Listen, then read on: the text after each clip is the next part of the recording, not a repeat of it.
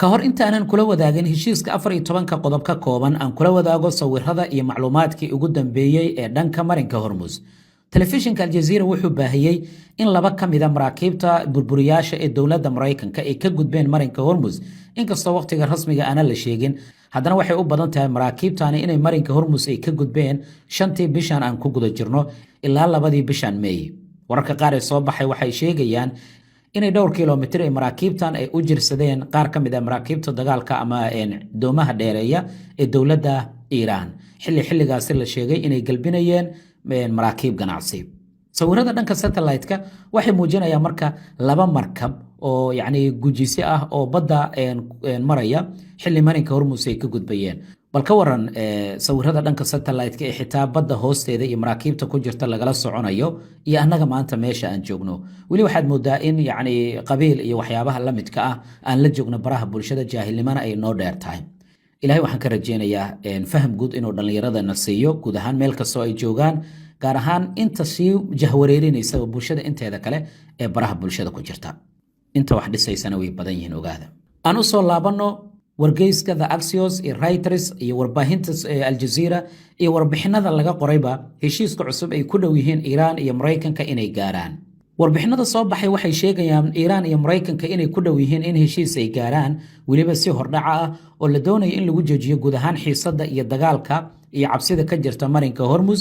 heshiiskan waxaa la sheegay inuu yahay mid isfaham ah oo ka kooban 14 qodob, waxaana loo arkaa tallaabadii ugu dhoweyd ee ay labada dhinac ay gaareen tan iyo markii dagaalka uu bilowday. waxaa arrintan ka shaqeynaya dowladda Pakistan. 14 qodob qaar ka mid ah ayaan kula wadaagi doonaa, gaar ahaan kuwa ugu muhiimsan.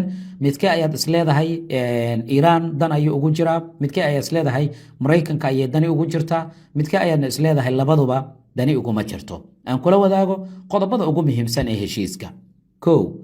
in Iran si ku meel gaar ah u joojiso kobcinta uraniumta. Mareykanku wuxuu doonayaa 25 sano inay joojiso, Iran waxay soo jeedisay 5 sano inay joojinayso. laakiin ila xoogagaale waxay sheegayaan ugu dambeyn suuragal inay tahay in Pakistan iyo dadka kale ee dhexdhexaadinta ka shaqeynaya ay ka shaqeeyaan suuragalnimada 12 sano ilaa 15 sano Iran inay joojiso bacriminta uraniumta. 2.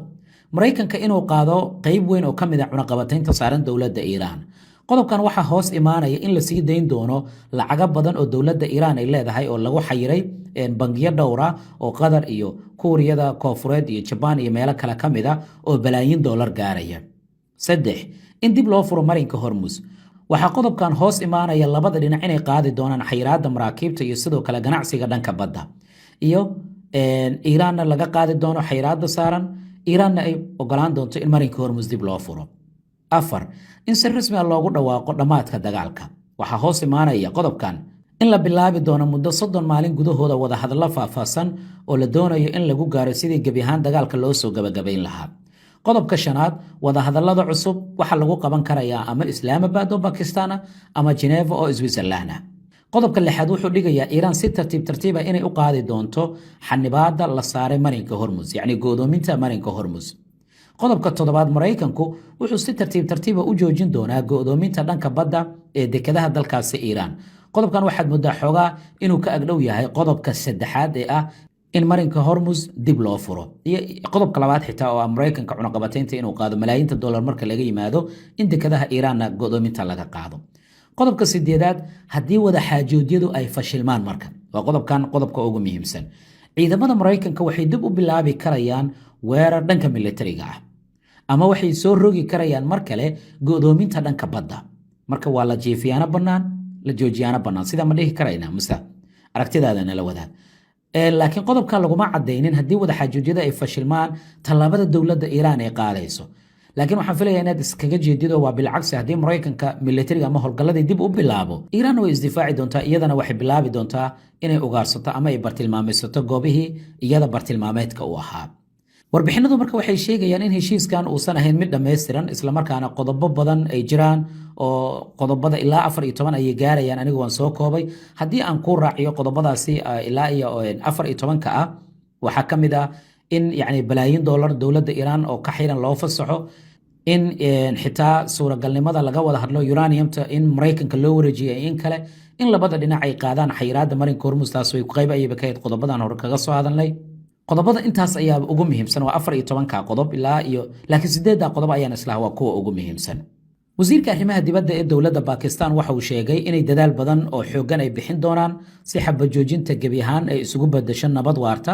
sidoo kale ra'iisul wasaaraha ee dowladda Pakistan ayaa sheegay dalkiisa inuu dhexdhexaadnimadan uu go'aan uu ku gaaray uu sii wadi doono ilaa colaadda gebi ahaanba la soo gabagabeeyo cabsida jirta guud ahaan laga soo weecdo. Iiraan dhankeeda waxay sheegtay inay qiimeyn ku sameyn doonto qorshaha 14 qodob balse waxay sheegeen inay diidi doonaan heshiis kasta oo ay u arkaan inuu yahay mid cadaalad darro ah.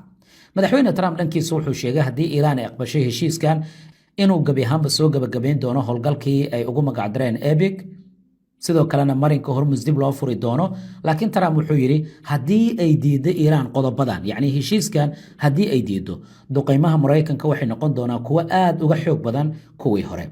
marka maxay kula tahay inaad ka fahamtay dhammaan 14 qodob ee miiska saaran iyo ogolaanshaha dowladda Iiraan. wasiirka arrimaha dibadda ee dowladda Pakistan waxa gordhow uu sheegay ilaa imika jawaab inaysan ka bixin soo jeedinta cusub oo dhanka iyo Pakistan loo soo marsiiyay. tani waxay ka dhigan tahay ugu dambeyntii dowladda Iiraan waxay ku qasabtay madaxweyne Trump in miiska wada hadalka uu yimaado in badanna uu ka meermeersiyoonayay. culays weyn ayaa gudaha ka saaran madaxweyne Trump xitaa xisbiga dimuqraadiga waa tii aan warbixintii hore idinkula wadaagay inay leeyihiin waa in hubka Israa'iilna laga wada hadlaa ma ahan oo kaliya in Iiraan eedda dusha loo saariyo dhankeedana wax walba cadaadiska laga eego. adigu maxay kula tahay qaybta hoos aragtidaada ku reeb like sar muuqaalka la wadaag saaxiibadaada waad mahadsan tahay.